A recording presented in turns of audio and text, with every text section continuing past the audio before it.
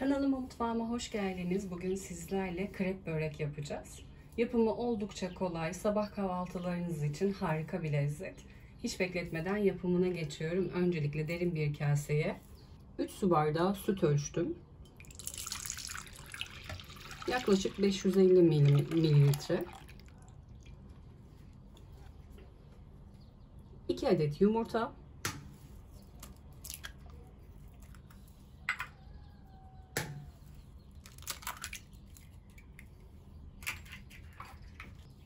1 çay kaşığı kabartma tozu, 1 çay kaşığı tuz, en küçük çay bardağıyla yarım çay bardağı sıvı yağ, dilerseniz zeytinyağı.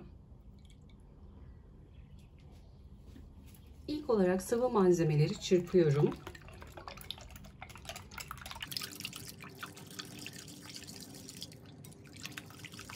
Tahminen 2,5 su bardağı un kullanacağım ama dediğim gibi kontrollü bir şekilde ekleyeceğim. Yavaş yavaş ekliyorum. Çırpmayı hiç bırakmıyorum ki topaklanmasın.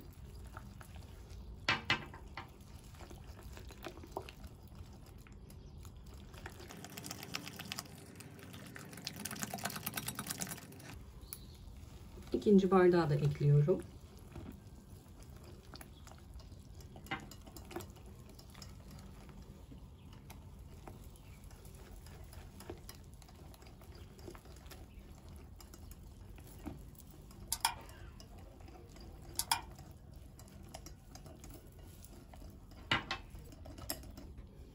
Dilerseniz benim yaptığım gibi çırpıcıyla topaklanmalar gidene kadar iyice çırpabilirsiniz ya da el blenderıyla iyice çekebilirsiniz. Oldu ya, topaklanmalar oldu. İnce süzgeçten süzebilirsiniz. Topaklar tamamen gidiyor. Unu yavaş yavaş eklediğimiz için şu an topaklanma yok.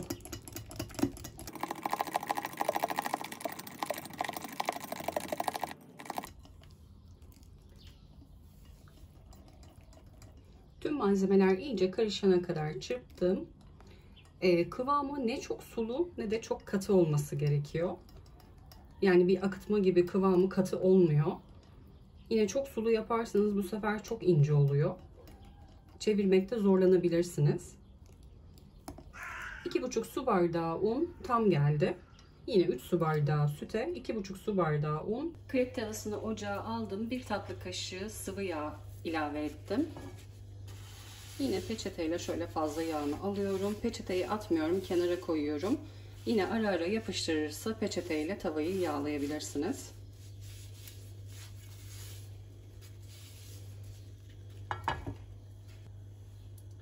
Tava ısındıktan sonra tavanızın büyüklüğüne göre miktarı ayarlayabilirsiniz. Bir kepçe alıyorum. Dairesel hareketlerle her yerine yayıyorum. Biraz daha az geldi, ilave ettim.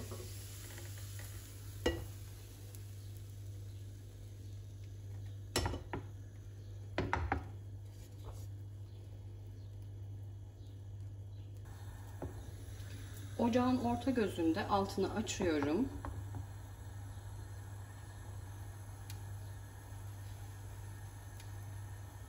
Şöyle kenarından kontrol ediyorum. Eğer altı pişmişse çeviriyorum. Şu an beyaz. Biraz daha bekletiyorum.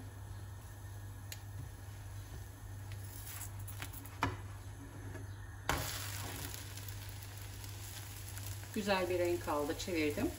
Diğer tarafını da aynı şekilde hafif bir renk alana kadar pişiriyorum.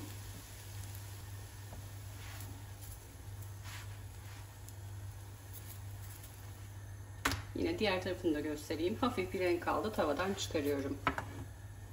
İlk seferinde yağlamıştık. Sonrasında yapıştırmıyorsa yağlamaya gerek duymuyorum.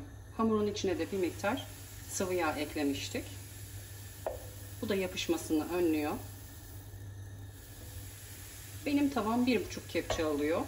Daha fazla ilave edip kalın bir krep yapmak istemiyorum.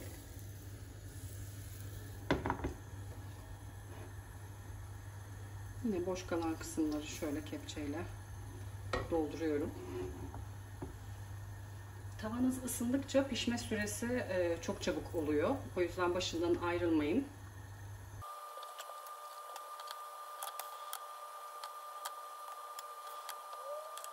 İki tarafı da güzel pişti. Kreplerin hepsini aynı şekilde pişirmeye devam ediyorum.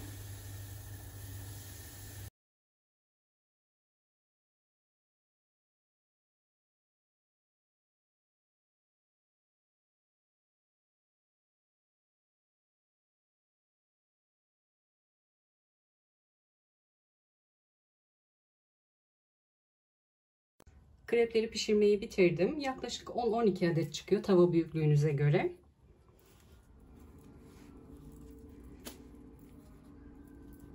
Tavaya ilk döktüğümüz tarafını iç tarafa getiriyorum.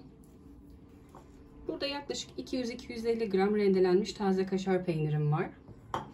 Dilerseniz içine bir miktar da lor peyniri karıştırabilirsiniz.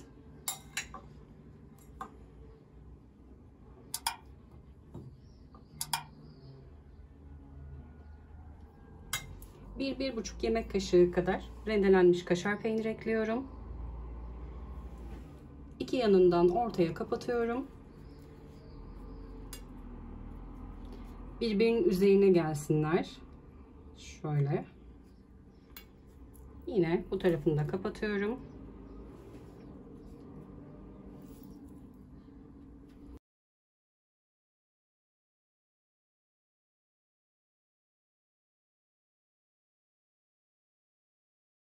Krep börekleri sardım. Sıra geldi kızartma işlemine. Börekleri kızartmak için ben geniş bir tepsi kullanıyorum. Yanmaz, yapışmaz. Dilerseniz krepleri yaptığımız tavada da yapabilirsiniz. 2 ya da 3 sığacaktır tahminen. Ya da büyük bir tavanız varsa onda da yapabilirsiniz. Ben bu tepsiyi kullanmayı seviyorum. Çünkü yağ sıçramıyor. Büyük olduğu için de kolaylık sağlıyor. 2 yemek kaşığı kadar sıvı yağ ekliyorum. Daha öncesinde 2 küçük parça tereyağı eklemiştim. Bir fırça yardımıyla tepsinin her yerini yağlıyorum.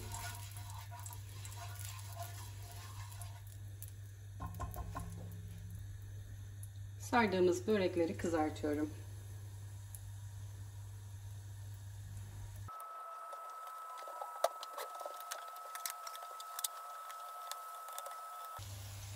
Kolay çevirmek için bir tüyo vermek istiyorum. Bu uç kısmı çevirirken mutlaka spatulanın dışında kalsın. Daha kolay çevirebiliyorsunuz.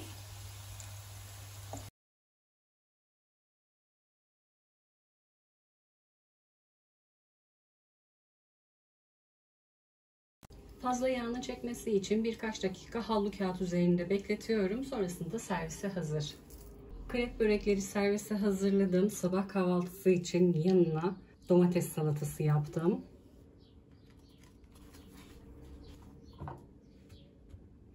Soğansız bir salata yaptım sabah kahvaltısı olduğu için. Domates, salatalık ve sivri biber doğradım. Biraz baharatlandıralım. Dilerseniz maydanoz, dereotu, taze nane de ekleyebilirsiniz. Hem salatayı hem kahvaltınızı zenginleştirebilirsiniz. Krep böreklerinin yanına salata harika oluyor. Yanında da bir fincan çayla harika bir lezzet. 1,5 tatlı kaşığı sumak ekliyorum. Şart değil ama eğer seviyorsanız yarım tatlı kaşığı da pul biber ekliyorum. Hafif bir acı gelsin.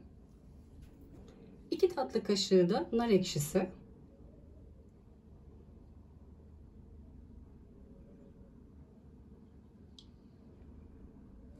Bol ekşili bir salata.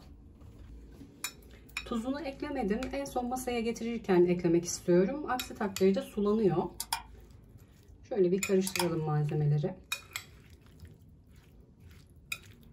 Dilerseniz içine ceviz ekleyebilirsiniz. Yani tamamen zevkinize bağlı. Böreklerin yanına bu tarz salatalar çok yakışıyor. Sabah kahvaltısı olduğu için soğan koymadım.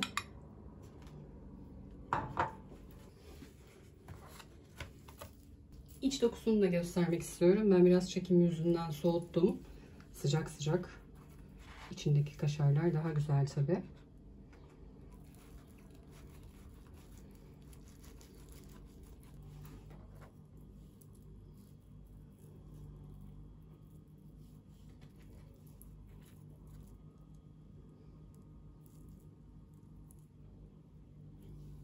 Sabah kahvaltısına baktığınız ekmek yok ya da canınız değişik bir şeyler istediğinde ya da çocuklar normal peynir zeytinden sıkıldığı zaman kolaylıkla hazırlayabilirsiniz. Tüm aşamaları beraber yaptık.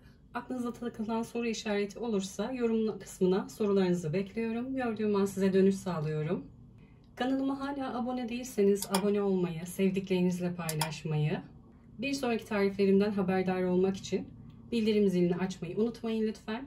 Bir sonraki tarifte görüşmek üzere. Herkese afiyet olsun.